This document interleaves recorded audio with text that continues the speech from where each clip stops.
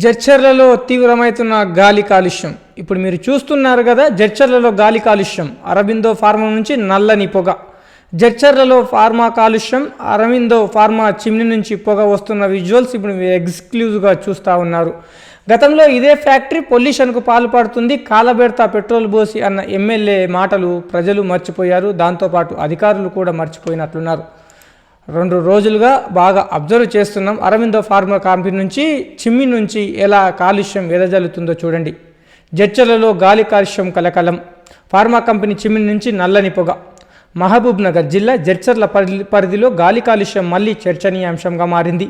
Polapalli pharma industrial ప్రాంతంలోని ఓ factory chimney నుంచి భారీగా నల్లటి పొగ బయటికి వస్తున్న దృశ్యాలు స్థానికులను ఆందోళనకు గురిచేస్తున్నాయి.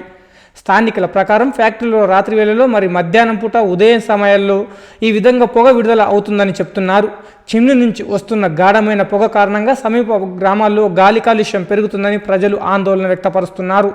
ఈ ప్రాంతంలో పనిచేస్తున్న ప్రముఖ ఫార్మా కంపెనీలో ఒకటైన అరబిందో ఫార్మా ప్లాంట్ కార్యకలాపాలు కూడా ప్రజలు ప్రశ్నలు వ్యక్తం చేస్తున్నారు.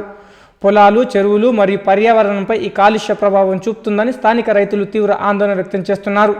ఇప్పటికే జడ్చర్ల పరిసర గ్రామాల్లో ప్రజలు పలు సందర్భాల్లో కాలుష్యంపై ఫిర్యాదు చేశారు. గాలి కాలుష్యం వల్ల శ్వాసకోశ సమస్యలు, ఆరోగ్య సమస్యలు పెరుగుతున్నాయని గ్రామస్తులు ఆందోళన చెందుతున్నారు.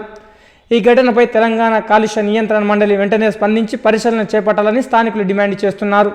ఫ్యాక్టరీలపై పర్యావరణ నిబంధనలు పాటిస్తున్నారా లేదా అనే విషయంపై పూర్తిగా విచారణ జరపాలని ప్రజలు కోరుకుంటున్నారు. ఈ ఘటనపై అధికారులు ఎలా స్పందిస్తారో, కాలుష్యానికి కారణమైన ఫ్యాక్టరీపై చర్యలు తీసుకుంటారా అన్నది ఇప్పుడు ఆసక్తికరంగా మారింది. జడ్చర్ల గాలి కాలుష్యంపై మరిన్ని వివరాలతో జేసీఎల్ న్యూస్ మీ వెనకాల ఉంటుంది.